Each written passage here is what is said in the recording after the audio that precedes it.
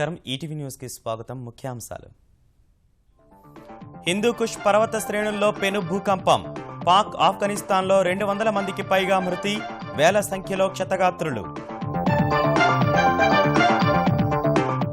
కుప్పకూలిన వందలాది భవనాలు, శిథిరాల్లో చిక్కుకున్న వారిని రక్షించేందుకు ముమ్మర చర్యలు, అస్తవ్యస్తమైన సమాచార వ్యవస్థ. ఉత్తర భారతాన్ని వణికించిన ప్రకంపనలు, భయంతో పరుగులు పెట్టిన ప్రజలు. కాశ్మీర్లో 3 మృతి, సాయానికి ప్రధాని భరోసా.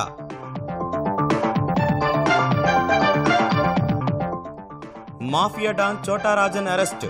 బాలి విమానాశ్రయంలో పట్టుకున్న ఇండోనేషియా పోలీసులు. త్వరలో భారత్ రప్పిస్తామన్న కేంద్రం. తుమ్మిడిహట్టి ఎత్తు పెంపునకు ససేమిరా అన్న మహారాష్ట్ర. సర్వే వివరాలతో మరోసారి భేటీకి ఇరు రాష్ట్రాల అధికారుల నిర్ణయం.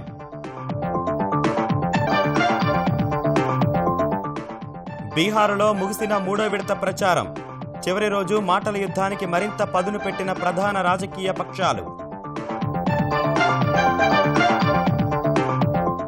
15 ఏళ్ల తర్వాత స్వదేశానికి గీత. తల్లిదండ్రులుగా చెప్పుకున్న వారితో మాట్లాడేందుకు నిరాకరణ. ఇండోర్ సంరక్షణాలయానికి తరలింపు. ఈటీవీకి బ్రహ్మరథం పడుతున్న తెలుగు ప్రేక్షకులు. బార్క్ రేటింగ్స్లో అగ్రస్థానం. దేశంలోని ప్రాంతీయ ఛానళ్ల జాబితాలో 2వ స్థానం.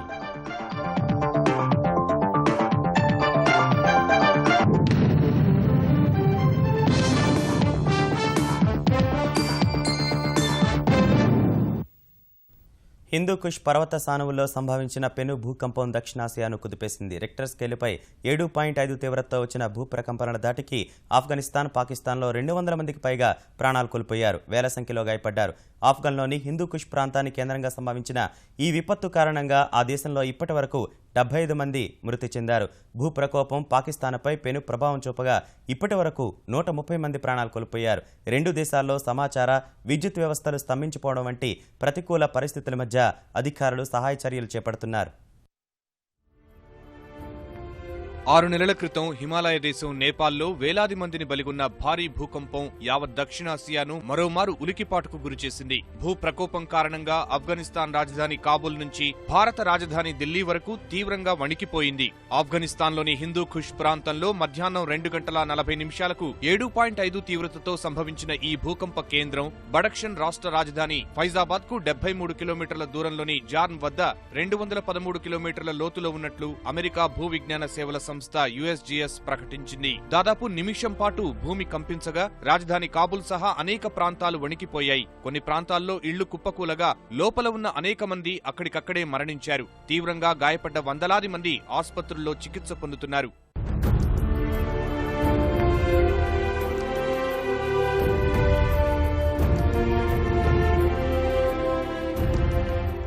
ఆఫ్ఘనిస్తాన్లోని ఠకార్ రాష్ట్ర రాజధాని టాలుఖన్లో భూకంపం పెను విషాదం మిగిల్చింది. ప్రకంపనలు గుర్తించిన ఓ పాఠశాలలోని విద్యార్థులు ఒక్కసారిగా బయటకు పరుగులు తీయగా తొక్కిసలాట జరిగింది. ఈ దుర్ఘటనలో 10ల సంఖ్యలో విద్యార్థులు చనిపోగా వీరిలో బాలికలే ఎక్కువగా ఉన్నారు. గాయపడ్డ మరో 35 మంది ఆసుపత్రుల్లో చికిత్స పొందుతున్నారు.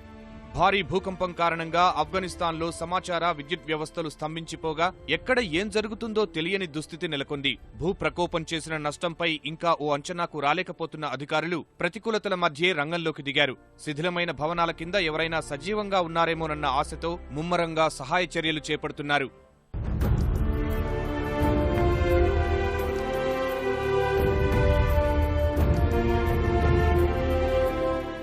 భారీ భూకంపం పాకిస్తాన్పై తీవ్ర ప్రభావం చూపింది. ఖైబర్ పఖ్తుంఖ్వా రాష్ట్రంలో మృతుల సంఖ్య దాదాపు 100కు చేరగా పంజాబ్, పాక్ ఆక్రమిత కాశ్మీర్లోనూ భూ ప్రకోపం కారణంగా మరికొందరు మృత్యువాత పడ్డారు. లాహోర్, ఇస్లామాబాద్, రావల్పిండి, పెషావర్, క్వెట్టా, కోహట్, మాలాకండ్ సహా అనేక ప్రాంతాల్లో భూమి కంపించగా భారీగా ఆస్తి, ప్రాణనష్టం సంభవించింది. స్వాట్, బజౌర్ ప్రాంతాల్లో భవనాలు కుప్పకూలి పలువురు ప్రాణాలు కోల్పోయారు. వందల సంఖ్యలో గాయపడ్డారు. పాకిస్తాన్లోని కల్లార్ కహర్, కసూర్లోనూ ప్రాణనష్టం జరిగింది. హుంజా సహా మరికొన్ని పర్వత ప్రాంతాల్లో కొండ చర్యలు విరిగిపడడం వల్ల మృతుల సంఖ్య మరింత పెరగొచ్చని ఆందోళన వ్యక్తమవుతోంది.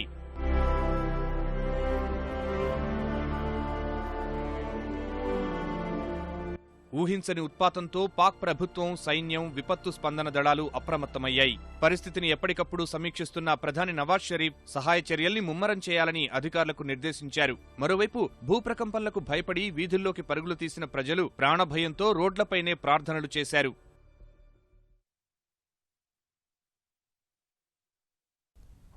ఆఫ్ఘనిస్తాన్లో సంభవించిన భారీ భూకంపం ఉత్తర భారతాన్ని వణికించింది. రాజధాని ఢిల్లీ సహా అనేక రాష్ట్రాల్లో భూమి కంపించగా జమ్మూ కాశ్మీర్లో 3 ప్రాణాలు కోల్పోయారు. కొన్ని చోట్ల భవనాలకు బీటలు వారినప్పటికీ భారీ నష్టం తప్పినందున ప్రజలు ఊపిరి పీల్చుకున్నారు. ఆఫ్ఘనిస్తాన్ను కుదిపేసిన భారీ భూకంపం భారత్పైన ప్రభావం చూపింది. రాజధాని ఢిల్లీలో వచ్చిన ప్రకంపనలతో హస్తినవాసులు హడలెత్తిపోయారు. ఇళ్లు, కార్యాలయాల నుంచి వీధుల్లోకి పరుగులు తీశారు. మధ్యాహ్నం 2:40 ప్రకంపనలు వచ్చిన వెంటనే ఢిల్లీ మెట్రో రైళ్లకు బ్రేకులు పడ్డాయి. దాదాపు పావుగంట పాటు మెట్రో సేవల్ని నిలిపివేసిన అధికారులు అంతా సురక్షితమేనని నిర్ధారించుకున్న తర్వాత తిరిగి రాకపోకలు ప్రారంభించారు.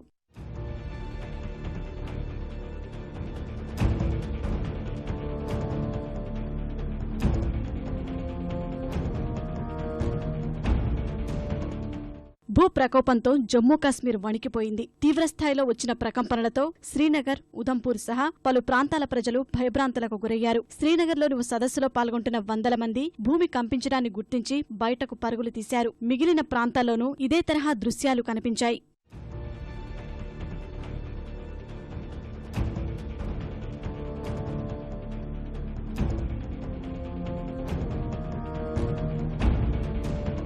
जस्ट हमें अपने ऑफिस के अंदर बैठे हुए थे कि 2-3 झटके जोर से लगे, तो मैंने सोचा शायद कि अपने आप कुछ हुआ है, लेकिन भूकंप इस जोर से आया कि हम बाहर आ गए। बाहर आके देखा तो सभी लोग सारे सड़क के बाहर आ गए, छोटे छोटे बच्चे आ गए, लेकिन ये काफी देर तक झटका होता रहा। पहले भी सुना हुआ भूकंप जैसे नेपाल में आया था कि ऐसे दौर में ये ना हो कि हमारे जम्मू में भी हो, लेकिन भगवान इधर देवी देवताओं की इतनी है कि शक्ति है, हमारे इतना वो भूकंप नहीं है। हम ऑफिस में तो हम जो ही पहला झटका लगा तो लगा कुछ बॉडी पूरी बिल्डिंग हिल रही है, तो उसके बाद हम नीचे आ गए, पूरी सब लोग बाहर यहाँ खड़े रोड पे हो गए, तो वही पिछला याद जो पिछली वो उड़ी जो आ गया था ऐसा कुछ लगा। हाँ, पूरा यहाँ एक टावर है वो भी हिल रहा था, कारें हिल रही थी, हमारे नीचे से वो रोड जमीन हिल रही थी, तो बहुत दहशत सा लग रहा था। భూ ప్రకంపనల కారణంగా జమ్మూ కాశ్మీర్ బారాముల్లా జిల్లాలోని సోపోర్లో బంకరు కుప్పకూలి 2 సైనికులు గాయపడ్డారు. అదే జిల్లా రఫ్యాబాద్లో ప్రకంపనల వల్ల ఓ చెట్టు పడి వాహనం ధ్వంసమైంది. శ్రీనగర్లోని జహంగీర్ చౌక్లో పైవంతెనకు పగుళ్లు ఏర్పడగా అధికారులు ఆ మార్గంలో రాకపోకలు నిలిపివేశారు. ఉత్తరాఖండ్, మధ్యప్రదేశ్, పంజాబ్ సహా మరికొన్ని రాష్ట్రాల్లోనూ భూ ప్రకంపనలు రాగా స్థానికులు ఆందోళనకు గురయ్యారు.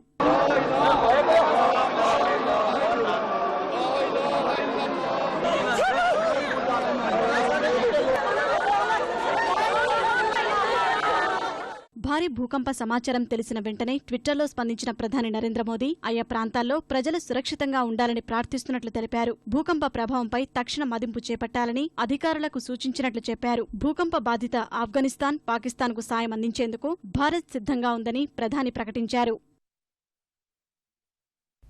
భారత్లో తీవ్ర నేరాలకు పాల్పడి 2 దశాబ్దాలుగా అజ్ఞాతంలో ఉన్న మాఫియా డాన్ చోటా రాజన్ అలియాస్ రాజేంద్ర సదాశివ్ నికాల్జే ఎట్టకేలకు పోలీసులకు చిక్కాడు.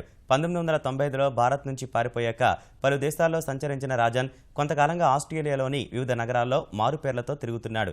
ఇంటర్పోల్ ఇచ్చిన సమాచారం మేరకు వివిధ నగరాల్లో జల్లెడపెట్టిన ఆస్ట్రేలియా పోలీసులు చివరికి ఇండోనేషియా పారిపోయినట్లు గుర్తించారు.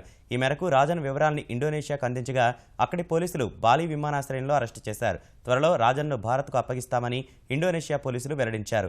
చోటా రాజన్ అరెస్టును సీబీఐ సహా కేంద్ర ప్రభుత్వం నిర్ధారించాయి. ఇంటర్పోల్ ద్వారా తాము చేసిన విజ్ఞప్తి మేరకు రాజన్ను బాలి పోలీసులు ఆదివారం అరెస్టు చేసినట్లు సీబీఐ డైరెక్టర్ అనిల్ సిన్హా చెప్పారు. కేంద్ర హోంమంత్రి రాజ్నాథ్ సింగ్ కూడా ఈ విషయాన్ని వెల్లడించారు. భారత్లో పలు హత్యలు, అక్రమాయుధాలు కలిగి ఉండటం సహా రాజన్పై పలు కేసులు ఉన్నాయి. వాటి విచారణ నిమిత్తం రాజన్ను తమకు అప్పగించాలని మహారాష్ట్ర పోలీసులు కేంద్రాన్ని ఆశ్రయించనున్నారు. ముంపు ప్రభావం నిర్ధారణ అయ్యాకే ప్రాణహిత చేవళ్ల ప్రాజెక్టులో భాగంగా ఆదిలాబాద్ జిల్లా తుమ్మిడిహట్టి వద్ద నిర్మించే ఆనకట్ట ఎత్తుపై నిర్ణయం తీసుకోవాలని తెలంగాణ, మహారాష్ట్ర నిర్ణయించాయి.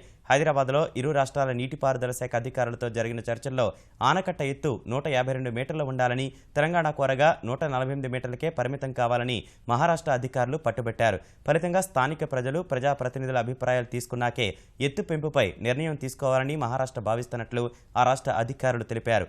ముంపు ప్రభావంపై ఇరు రాష్ట్రాలు చేపట్టిన ఉమ్మడి సర్వే పూర్తి కావడం వల్ల ఫలితాల విశ్లేషణ తర్వాత మరో 10 రోజుల్లో సమావేశం కావాలని ఇరు రాష్ట్రాల అధికారులు నిర్ణయించారు. పూనాతో కొన్ని క్యాల్కులేషన్ చేయించాం. అంటే ఫ్లడ్ లెవెల్స్ ఎట్లా ఉంటాయి, ఏమిటి, ఎక్కడ దాకా ఫ్లడ్ వచ్చినప్పుడు అది కూడా మేము ఉమ్మడిగా ఇంకా స్వీకరించాలి. నాసిక్లో మా సెంట్రల్ డిజైన్ చీఫ్ ఇంజనీర్ ఆయన చూస్తున్నాడు, అది కూడా కన్ఫర్మ్ కాలేదు. అంటే ఇప్పటికీ పెద్దగా ముందుకేవి సాగలినట్టుగా అనిపించట్లేదు. ఎక్కడ వేసిన గొంగడి ఉన్నట్టుగా అక్కడే ఉన్నట్టుగా అనిపిస్తోంది. ఆంధ్రప్రదేశ్లో పెరుగుతున్న రోడ్డు ప్రమాదాల నియంత్రణకు పటిష్ట చర్యలు తీసుకోవాలని ముఖ్యమంత్రి చంద్రబాబు రవాణా శాఖ అధికారులను ఆదేశించారు. రోడ్డు ప్రమాదాలపై అధికారులతో విజయవాడలో తన నివాసం నుంచి టెలికాన్ఫరెన్స్ నిర్వహించిన ముఖ్యమంత్రి మద్యం తాగి వాహనాలు నడిపే వారి పట్ల కఠినంగా వ్యవహరించాలని సూచించారు. జాతీయ రహదారులపై వేగం నియంత్రించేందుకు చర్యలు చేపట్టాలన్న ఆయన వాహనాల వేగం 80 కిలోమీటర్లు దాటకుండా చూడాలని స్పష్టం చేశారు. రహదారులపై ఎక్కడికక్కడ హెచ్చరిక బోర్డులు ఏర్పాటు చేయాలని సూచించారు. కోడళ్ల వద్ద కూడా ట్రాఫిక్ నియంత్రించాలన్నారు. గ్రామీణ ప్రాంత రోడ్లపై ప్రమాదాలు ఎక్కువ జరుగుతుండడంపై ఆందోళన వ్యక్తం చేసిన ముఖ్యమంత్రి మితిమీరిన వేగంతో వాహనాలు నడిపేందుకు వీలు లేకుండా చర్యలు తీసుకోవాలని ఆదేశించారు. వచ్చే నెల 1 నుంచి హెల్మెట్ వినియోగానికి ఎలాంటి చర్యలు తీసుకుంటున్నారో తెలియచేయాలంటూ అధికారులను ఆదేశించారు. హెల్మెట్ వినియోగాన్ని ప్రజలకు వివరిస్తూ విస్తృత ప్రచారం నిర్వహించాలని ఆదేశించారు. ఆంధ్రప్రదేశ్లోని అన్ని గ్రామాలు, వార్డుల్లో పారిశుధ్యం మెరుగుపరిచేందుకు ప్రత్యేక డ్రైవ్ చేపట్టాలని ముఖ్యమంత్రి చంద్రబాబు అధికారులను ఆదేశించారు. ప్రతి శుక్రవారం పరిశుభ్రత దినంగా పాటించాలని ఆరోగ్య శాఖ అధికారులకు సూచించారు. గ్రామాల్లో పరిశుభ్రత, ఆరోగ్య సంరక్షణపై జిల్లా, మున్సిపల్, మండల స్థాయి ఆరోగ్య శాఖ అధికారులతో టెలికాన్ఫరెన్స్ ద్వారా సమీక్షించిన చంద్రబాబు డెంగీ వ్యాపింపచేసే దోమల పట్ల అంతా అప్రమత్తంగా ఉండాలని ప్రజలకు సూచించారు. నీళ్లు నిల్వ ఉండే ప్రాంతాలు, చెత్తా చెదారాన్ని ఎప్పటికప్పుడు తొలగించి పరిసరాలు శుభ్రపరచుకోవాలని తెలిపారు. వీధుల్లో పారిశుధ్యాన్ని మెరుగుపరిచేలా ఇప్పటి నుంచే చర్యలు చేపట్టాలని అధికారులను ఆదేశించిన ముఖ్యమంత్రి పరిశుభ్రత, ఆరోగ్య సంరక్షణను వివరిస్తూ కరపత్రాలు పంపిణీ చేయాలన్నారు. మండల అభివృద్ధి అధికారి, ఆరోగ్య, పారిశుధ్య అధికారులతో కమిటీ ఏర్పాటు చేసి ఎప్పటికప్పుడు సమీక్షించుకోవాలని స్పష్టం చేశారు. బీహార్లో ఉధృతంగా సాగిన 3వ దశ ఎన్నికల ప్రచారానికి ఇవాళ తెరపడింది. 6 జిల్లాల్లోని 50 నియోజకవర్గాల్లో ఈ నెల 28న జరిగే పోలింగ్ కోసం ఎన్నికల సంఘం పటిష్ట ఏర్పాట్లు చేస్తోంది. సమస్యాత్మక ప్రాంతాన్ని దృష్టిలో పెట్టుకుని పోలీసులు గట్టి భద్రతా ఏర్పాట్లు చేస్తున్నారు. మరోవైపు ఎన్నికలు జరిగే బక్సర్, సివాన్ ప్రాంతాల్లో చివరి రోజు ఎన్డీఏ కూటమి తరపున సుడిగాలి ప్రచారం నిర్వహించిన ప్రధాని నరేంద్ర మోదీ ప్రత్యర్థులు నితీష్, లాలూపై విమర్శనాస్త్రాలు సంధించారు. తనపై లౌకిక కూటమి విమర్శలను ప్రస్తావిస్తూ బురదలో ఉన్న కలపువ్వు వికసించినట్లుగా ఎన్డీఏ కూటమి గెలుస్తుందన్నారు. బీహార్ అభివృద్ధి కంటే తనపై ఆధిక్యం సాధించేందుకే నితీష్, లాలూ ప్రయత్నిస్తున్నారని మోదీ విమర్శించారు. రిజర్వేషన్ల విషయంలో కేంద్రంపై తప్పుడు ప్రచారం ద్వారా ఎస్సీ, ఎస్టీ, బీసీ కోటాలో 5% తగ్గించి తమకు నచ్చిన వర్గాన్ని కేటాయించేందుకు కుట్ర పన్నారని ధ్వజమెత్తారు.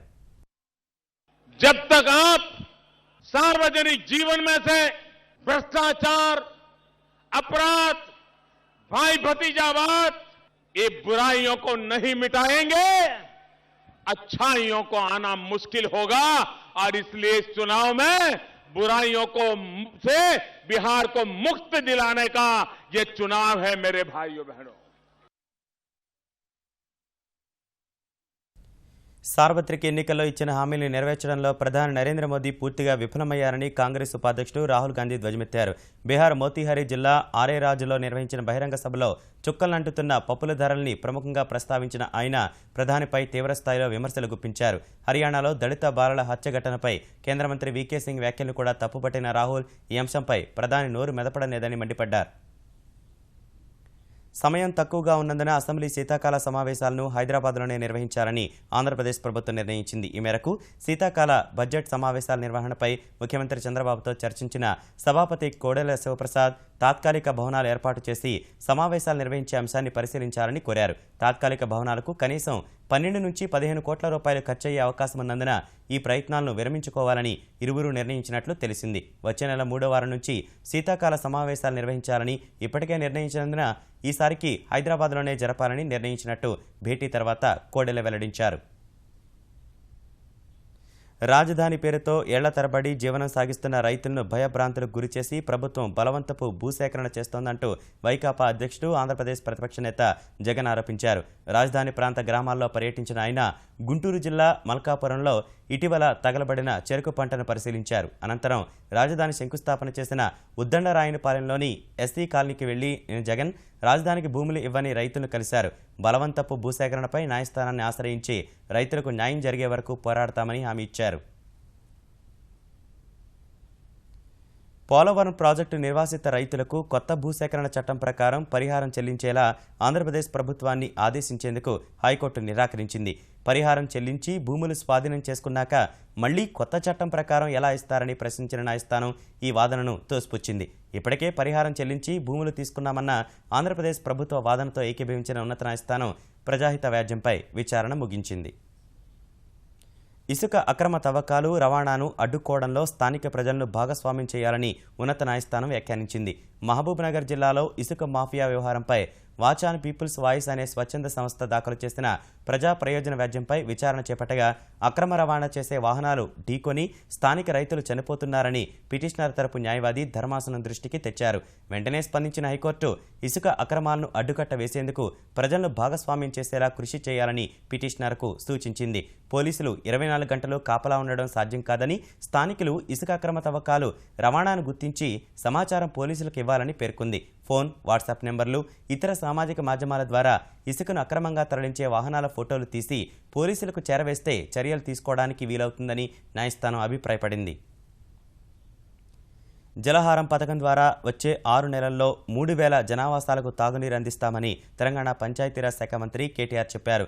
జలహారం పథకంపై ఎస్ఈ, ఈఈలతో సచివాలయంలో సమీక్ష నిర్వహించిన కేటీఆర్ వచ్చే ఏడాది ఏప్రిల్ నాటికి గజ్వేల్ నియోజకవర్గానికి పూర్తిగా మంచినీరు అందిస్తామన్నారు.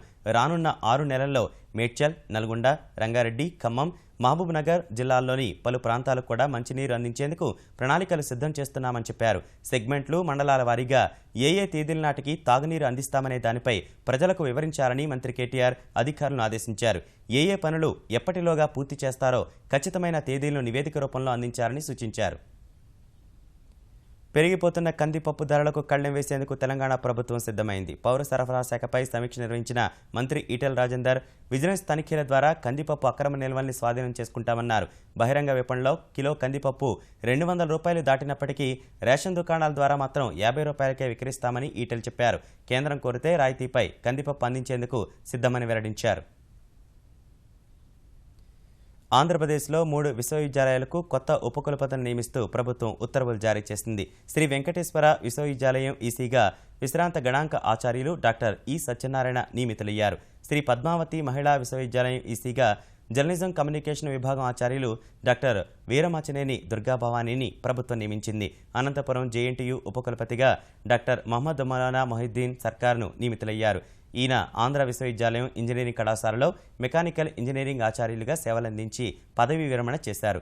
3 వీసీల నియామకాలను గవర్నర్ నరసింహన్ ఆమోదించడం వల్ల ఉన్నత విద్యాశాఖ కార్యదర్శి సుమిత్ర దావరా ఉత్తర్వులు ఇచ్చారు. వీరు బాధ్యతలు స్వీకరించినప్పటి నుంచి 3 ఏళ్లు పదవిలో కొనసాగుతారు. పసందైన వినోదాల విందును అందిస్తున్న ఈటీవీకి తెలుగు ప్రేక్షకులు బ్రహ్మరథం పడుతున్నారు. Broadcast audience research council BARC దేశంలో మొట్టమొదటిసారిగా పట్టణ, గ్రామీణ ప్రాంతాలను కలిపి ప్రకటించిన రేటింగ్స్లో తెలుగు ఛానళ్లలో ఈటీవీ అగ్రస్థానాన్ని ఆక్రమించింది. మొత్తం భారతదేశంలోని ప్రాంతీయ భాషా ఛానళ్లలో 2వ స్థానాన్ని కైవసం చేసుకుంది ఈటీవీ.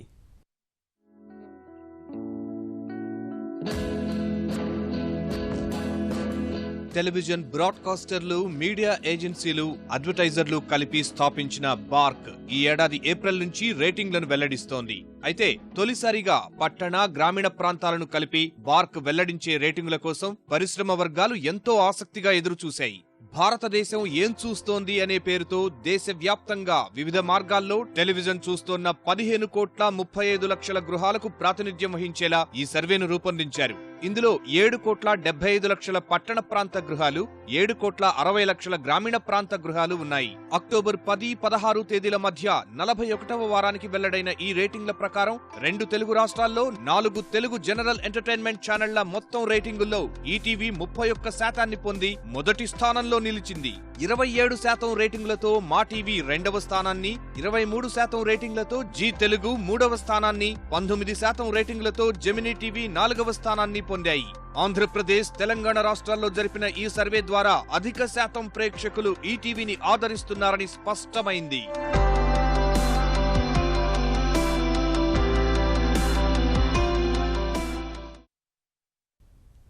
15 ఏళ్ల క్రితం భారత్లో తప్పిపోయి పాకిస్తాన్ చేరిన మూగ చెవిటి బాలిక గీత సుదీర్ఘ విరామం తర్వాత స్వదేశానికి తిరిగి వచ్చింది. పాకిస్తాన్లో ఆమెకు ఆశ్రయం కల్పించిన ఈడీ ఫౌండేషన్ ప్రతినిధులతో కలిసి కరాచీ నుంచి భారత్ చేరుకున్న గీతకు ఢిల్లీలోని ఇందిరాగాంధీ అంతర్జాతీయ విమానాశ్రయంలో భారత్ పాక్ అధికారులు ఘన స్వాగతం పలికారు.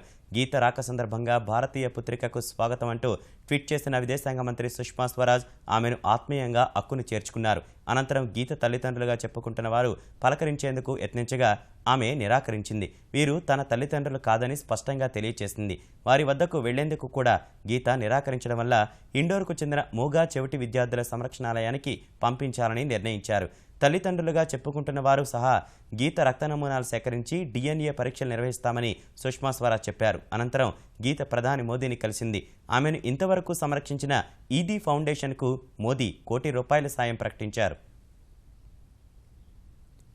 చైనా కీలక వడ్డీ రేట్లను తగ్గించడం సహా ఆసియా మార్కెట్ల నుంచి సానుకూల పవనాలు అందినప్పటికీ మదుపరుల లాభాల స్వీకరణకు మొగ్గు చూపిన వేళ దేశీయ స్టాక్ మార్కెట్లు నష్టాలు ముగిశాయి.